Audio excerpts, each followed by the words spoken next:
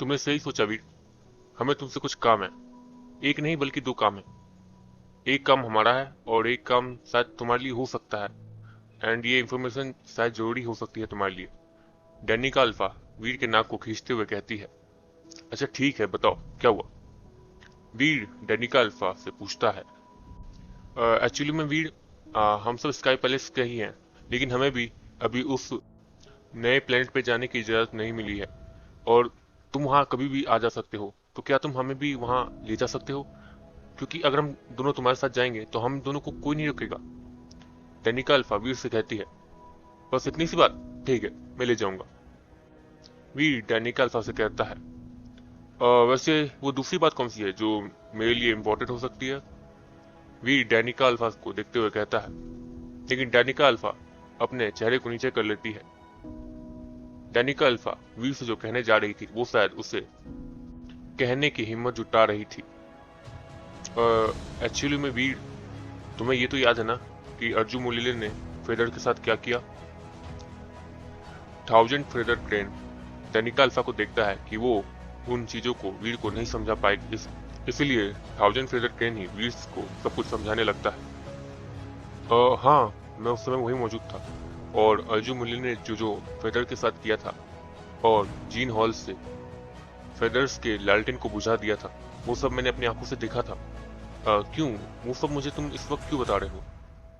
वीर thousand feather crane को देखते हुए कहता है, देखो वीर, एक्चुअली में फेदर्स अभी स्काई पैलेस में ही रह रहे हैं। और तो और फेदर्स से हमें ये सुनने को मिला है कि फेदर्स दोबारा से जीन हॉल को अपीयर करने की सोच रहे हैं। और तो और वो ये भी दावा कर रहे हैं कि वो जीन हॉल के अंदर अपने लिए दोबारा से उस जीन लालटेन को जला देंगे और उसके ऊपर दोबारा से वो फेदर शब्द लिख देंगे जिसे अर्जुन मुलिले ने मिटा दिया था।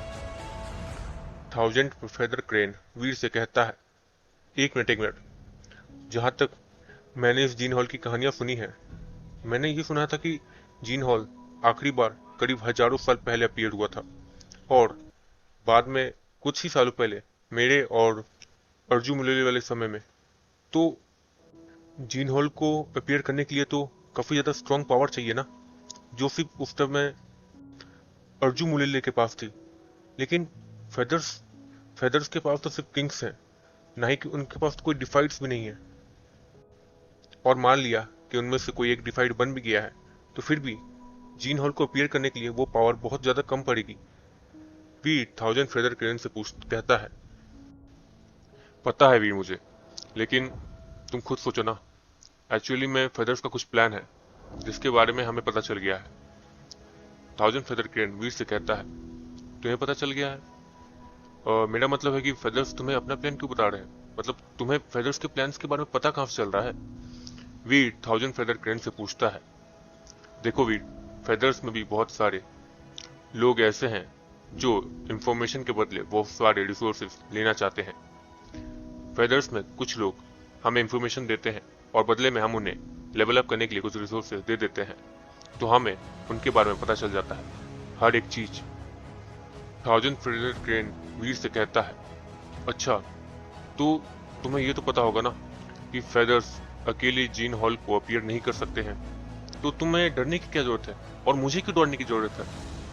वीर थाउजेंड फेदर क्रेन से कहता है, देखो वीर, मुझे और भी कुछ इन्फॉर्मेशन मिली है, तो तुम बिना पूरी बात को सुने ये सब नहीं कह सकते हो।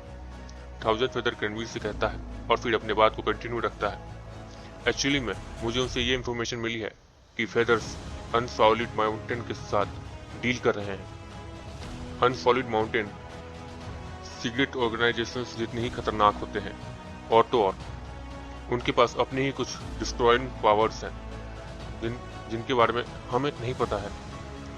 थाउजेंड फेदर क्रेन अपने सर को नीचे करते हुए कहता है, तो एक मिनट, क्या अनसॉलिड माउंटेन एक जीन हॉल को अपीयर कर सकता है? और अगर वो करेगा भी तो फेदर्स के लिए क्यों करेगा, वो अपने लिए क्यों नहीं करते हैं? वीर थाउजेंड फेदर क्रेन से पूछता है, देखो वीर, क्योंकि अनसॉलिड माउंटेन में अलग अलग बीइंग है, मतलब कि अलग अलग रेसेस हैं जो कि जीन हॉल में अपने लिए एक जीन लालटेन को नहीं जला सकते हैं, लेकिन फेदर्स वो एक रेस है, उनमें सभी एक जैसे हैं। मान लो अगर तुम एक ह्यूमन हो, अगर तुम उस लालटेन के ऊपर, उस जीनी लालटेन के ऊपर ह्यूमन वर्ड लिख दोगे तो जितने भी ह्यूमंस हैं उन्हें एवोल्यूशन में बहुत ज्यादा मदद मिलेगी और ह्यूमन एक बहुत बड़ी रेस भी बन जाएंगे। लेकिन हम स्काई पैलेस जैसे लोग, जहाँ पर अलग अलग रेसेस के लोग भी रहते हैं, इसलिए हम सब वहां पर अकेले जाकर अपने रेसेस के नाम नहीं लिख सकते हैं, क्योंकि हम एकजुट नहीं रहते हैं। वैसे स्काई पैलेस ने तो अपना नाम ऑलरेडी जीन हॉल के अंदर लिख दिया है, और जीन हॉल के अंदर अपना नाम लिखने की वजह से हम आज इतनी बड़ी रेस बन चुके हैं। और तो और अगर हमारे बच्चे भी होंगे तो उन्हें भी इवोल्यूशन में कभी भी कोई दिक्कत नहीं होगी, और वो कहीं भी जाएंगे तो उन्हें इज्जत की नजर से देखा जाएगा। लेकिन परेशानी यह है कि उन्होंने शायद अनसॉलिड माउंटेन को तुम्हें मारने के लिए सुपारी दी है। लेकिन ये बातें बहुत पुरानी है वीर, उस समय मैं तुमसे मिल नहीं पाया था। मुझे लगा था कि वो कोई झूठी खबर दे रहा है, लेकिन तुम्हारी शिप पे अटैक होना, ये सब देखकर मुझे पता चल गया कि ये जो अनसॉलिड माउंटेन का काम है। लेकिन मुझे एक बात समझ नहीं आ रही वीर, मेरा मतलब है कि उनकी तरफ से, मतलब अनसॉलिड माउंटेन्स की तरफ से एक स्ट्रॉन्ग क्रीचर को तुम्हें मारने के लिए भेजा गया था, लेकिन तुम अभी तक तो जिंदा हो। और अनसॉलिड माउंटेन के क्रीचर्स बहुत ज्यादा शक्तिशाली होते हैं, वो पक्का एक गॉड बीइंग तो होगा ही, और उस समय तुम शायद कुछ ड्यूक लेवल पे होगे, लेकिन फिर भी तुम अभी भी जिंदा हो। इसलिए मैं तुम्हें यहाँ पर एक चेतावनी देने आया हूँ, जितना हो सके उतना संभल कर रहना।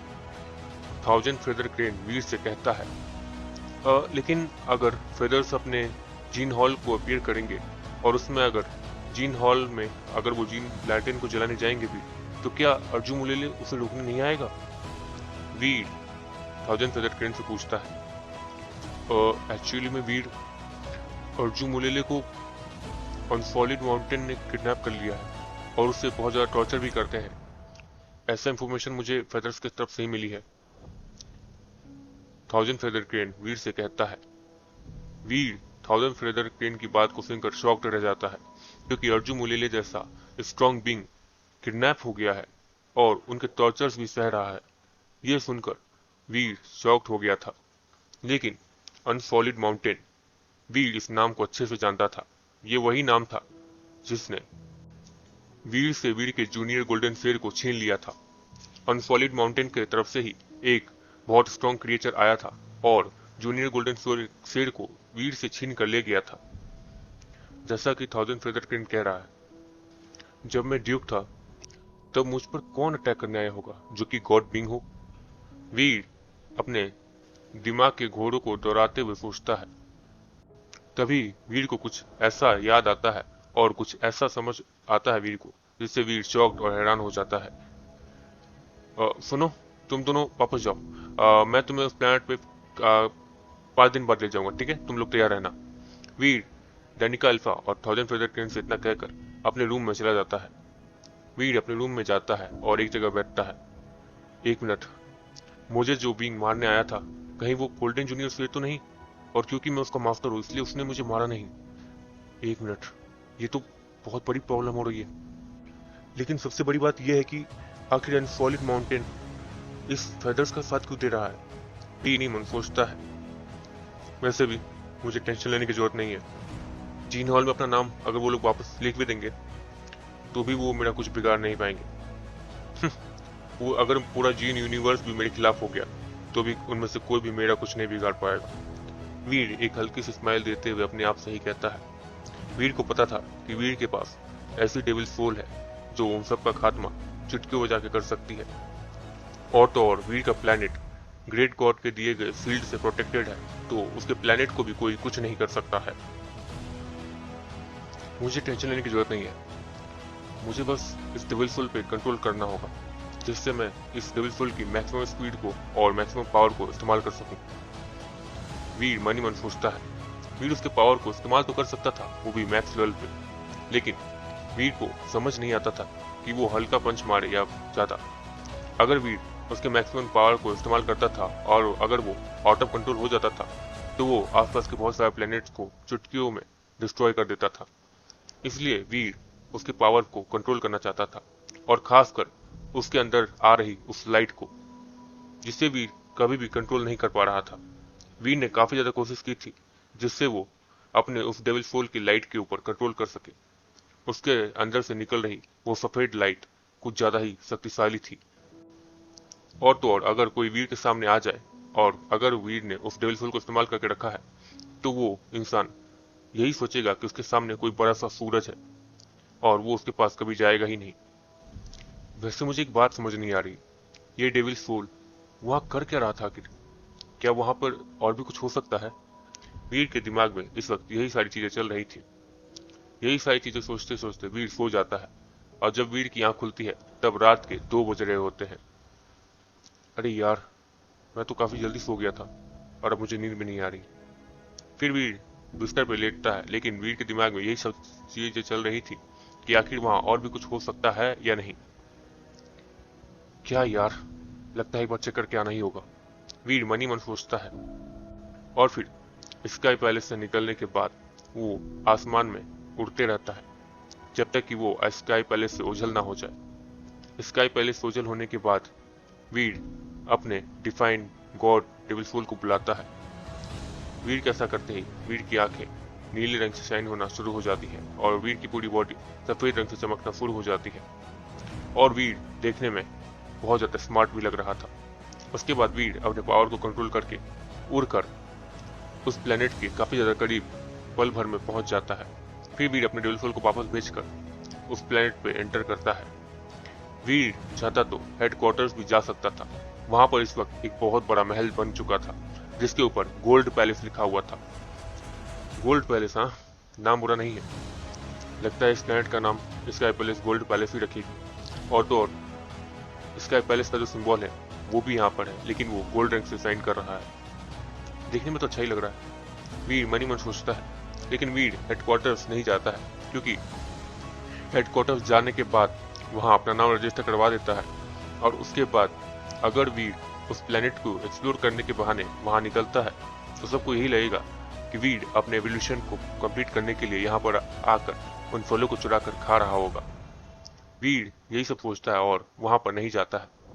वीर वैसे ये सब करने का सोच नहीं रहा था, क्योंकि इन फलों को खाने से वीर का द स्टोरी ऑफ जीन्स कभी लेवल अप नहीं हो पाएगा। अगर वीर पूरे प्लेनेट के फल को भी खा ले तो भी वीर लेवल अप नहीं हो सकता था।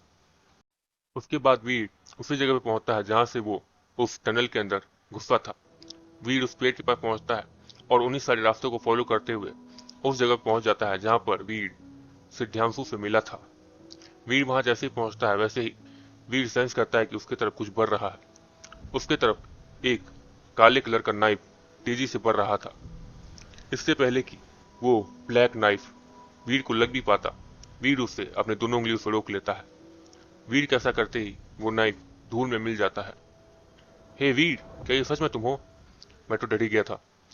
उस अंधेरे के अंदर से सिद्धांशु बाहर आता है और वीर से कहता है, देखो दोस्त, बुरा मत मानना, अब ये मत कहना कि मैंने तुम्हें पहचाना क्यों नहीं। तुमने अपने परसों मंत्रा का इस्तेमाल करके अपने प्रजस को छिपा लिया था, इसलिए ना ही तुम पहचान पाए कि मैं कौन हूं और ना ही मैं तुम्हें पहचान पाया। तो ये मत सोचना कि मैं तुम्हें मारने की कोशिश कर रहा हूँ। सिद्धांशु वीर को एक्सप्लेन करते हुए कहता है, ठीक है समझ गया, लेकिन तुम यहाँ दोबारा क्या कर रहे हो? वीर सिद्धांशु से कहता है, वही कर रहा हूँ जो तुम करने आए हो, इन्वेस्टिगेशन। मैं यहाँ पे सालों से हूँ और सालों से इस जगह को इन्वेस्टिगेशन कर रहा था, लेकिन अब क्योंकि कल जाने का समय आ गया था, इसलिए मैंने जितने भी चीजों को यहाँ पर देखा जो कि थोड़ी अलग हो सकती हैं, उन सबको मैं हासिल करके यहाँ से जाना चाहता था, और उनमें से एक ये है।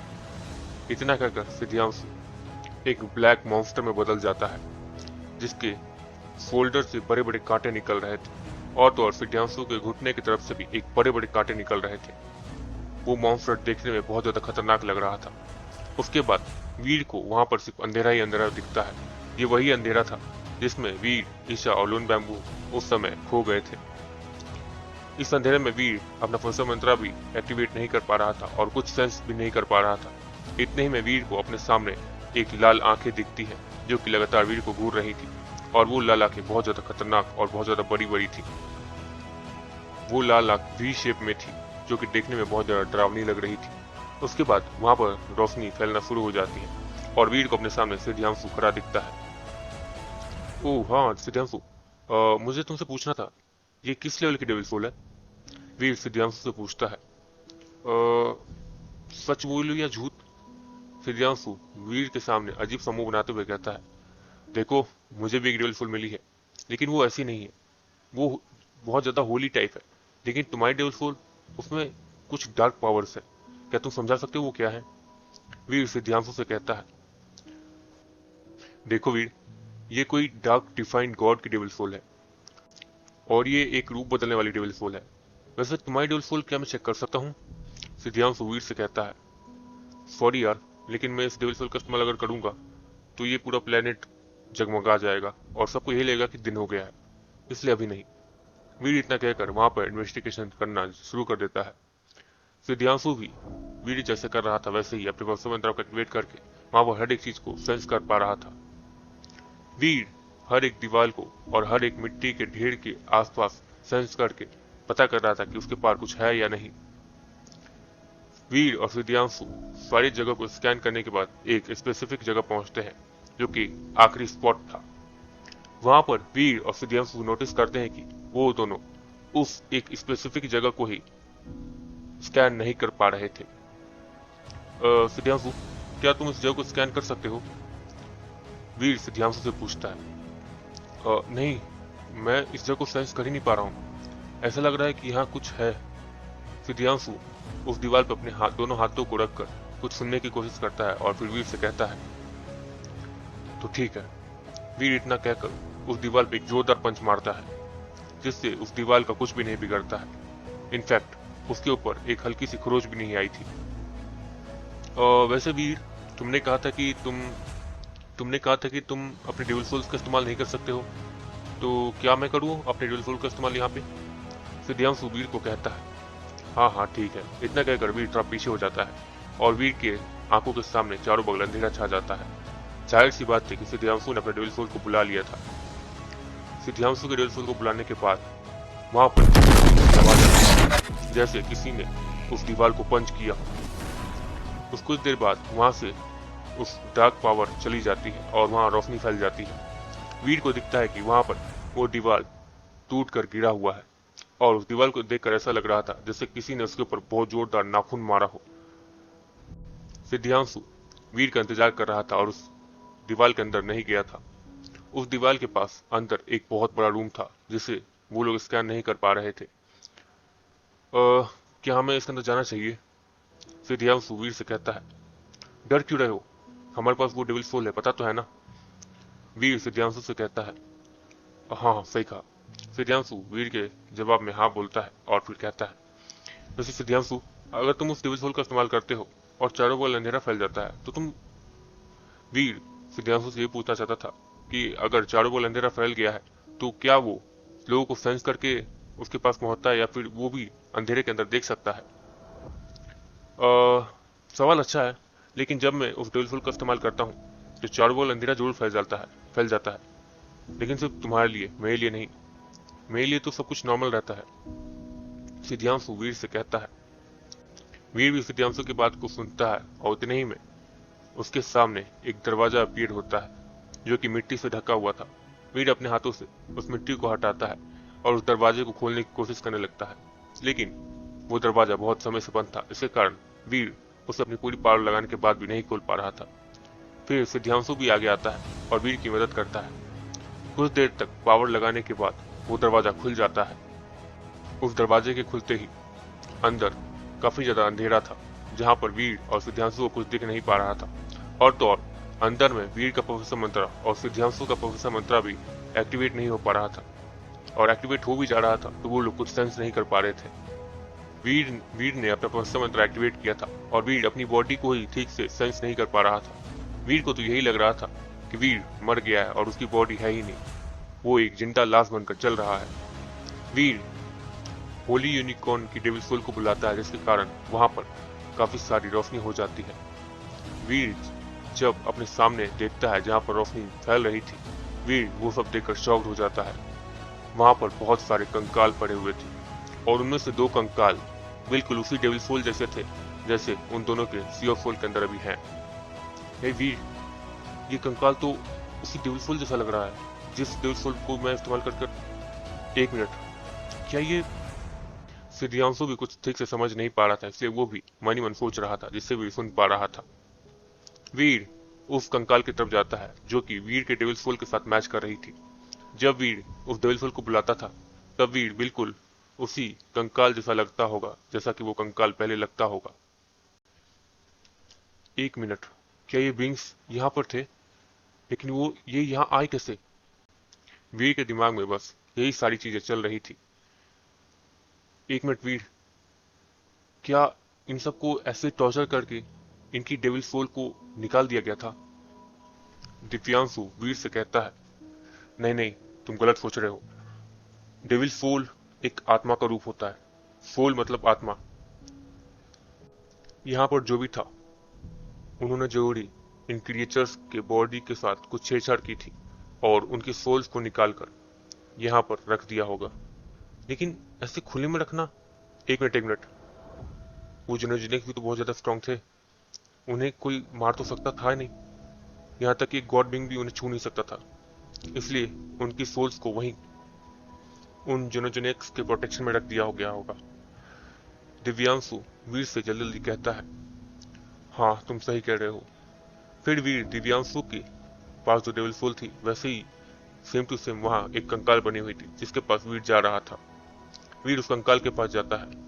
इनकी हड्डियों को देखकर भी ऐसा लग रहा था जैसे वो अभी जिंदा हो जाएगा। फिर वीर उन दोनों डेड बॉडीज को इग्नोर करके आगे बढ़ता है। अजीब बात है, हम दोनों के सी ऑफ सोल के अंदर जो डेविल सोल है वो उनका कंकाल है। यकीन नहीं होता है। कुछ दूर आगे चलने के बाद वीर को सामने दीवार मिलता है जिसके ऊपर कुछ ड्राइंग्स बनी हुई थी, जिन्हें देखकर वीर काफी ज्यादा शॉक्ड हो जाता है। उस दीवार के ऊपर 9 लाइफ कैट का सिंबल बना हुआ था और वो भी बहुत बड़ा, जो कि लाल रंग से शाइन कर रहा था। वीर के पास जाते ही वो 9 लाइफ कैट का सिंबल चमकने लगता है और 9 लाइफ कैट की आंखें वीर और दिव्यांशु को स्कैन करने लगती है। दिव्यांशु को स्कैन करने के बाद अब वीर की बारी थी। वीर को स्कैन करने के बाद वो आंखें बंद हो जाती हैं और फिर उस 9 लाइफ कैट के नीचे एक दरवाजा खुलना शुरू हो जाता है। वीर उस दरवाजे को खुलते हुए देखता है और उसकी तरफ हल्के हल्के पांव को बढ़ाते हुए बढ़ने लगता है। इसके अंदर क्या हो सकता है? कहीं इसके अंदर और भी कुछ ट्रेजर्स वगैरह तो नहीं है? वीर मन ही मन सोचता है। वीर ऑलमोस्ट उस दरवाजे के पास पहुंच गया था। वीर को उस दरवाजे पर पहुंचने तक देखते हुए सिद्धांशु पीछे ही खड़ा था। सिद्धांशु देखता है कि वीर अब उस दरवाजे के पास पहुंच गया है, तो सिद्धांशु भी अपने पांव को धीरे धीरे आगे बढ़ाता है और वीर तक पहुंचता है। सिद्धांशु जैसे ही उस दरवाजे तक पहुंचता है वैसे ही एक इनविजिबल फोर्स दिव्यांशु को बहुत ज्यादा पीछे ढकेल देती है। पहली बार तो उस इनविजिबल फोर्स ने दिव्यांशु को हल्के पावर के साथ पीछे ढकेला था, लेकिन जब दिव्यांशु ने दोबारा उस दरवाजे के पास जाने की कोशिश की थी तो इस बार एक इनविजिबल फोर्स, एक इनविजिबल पावर सीधे जाकर उसके मुंह पे लगती है, एक मुक्के के जैसे, और दिव्यांशु उड़ते हुए पीछे जाकर उस दीवार से टकरा जाता है। फिर दिव्यांशु अपने डेविल सोल को बुलाने का सोच लेता है और अपने डेविल सोल को बुलाने की तैयारी करने लगता है, लेकिन शॉकिंगली वो यहाँ पर अपने उस डेविल सोल को बुला नहीं पा रहा था। यहाँ पर वो अपने डिफाइन गॉड की डेविल सोल को क्या, वो किसी भी डेविल सोल को यहाँ पर बुला ही नहीं पा रहा था। दिव्यांशु को डेविल सोल बुलाता हुआ देखकर वीर भी अपने डेविल सोल को बुलाने की कोशिश करता है, लेकिन वो अपने डेविल सोल को नहीं बुला पा रहा था। वो बस अपने जीन आर्मर को महसूस कर पा रहा था और अपने सुपर गॉड स्पिरिट बॉडी को। वो अपने डेविल सोल्स के साथ कोई कांटेक्ट नहीं बना पा रहा था। तो भाई लोग यार, आज के एपिसोड में बस इतना ही। एंड एपिसोड जितना बड़ा होना चाहिए मैंने उतना बड़ा बना दिया है, 25 मिनट्स तक का। एंड अब ये मत बोलना कि भाई एक्सप्लेन मत किया करो, भाई एक्सप्लेन आखिर करना पड़ता है, ठीक है। एंड स्टोरी आज का खत्म हो चुका है, मेरा स्क्रिप्ट भी खत्म हो गया, सब कुछ खत्म हो गया, तो अब समझा भी मैं देता हूँ ताकि अगर कोई ना समझा हो तो ठीक है। तो वीर और दिव्यांशु के पास जो डेविल सोल है, ठीक है, तो वो लोग जिस फॉर्म में चेंज होते हैं, ठीक है, डेविल सोल का इस्तेमाल करके रूप बदल जाते हैं, ठीक है। तो वैसा ही रूप वाले 2 गॉड टाइप एलियंस थे, ठीक है, और उन्हीं का कंकाल यहाँ पे है अवेलेबल, मतलब यहाँ पर उन दोनों को मिला है। तो ये चीज मैं ठीक से समझा नहीं पा रहा था, ठीक है। तो उसी फॉर्म के कंकाल वहां पे थे अवेलेबल, ठीक है, जिन्हें वीर ने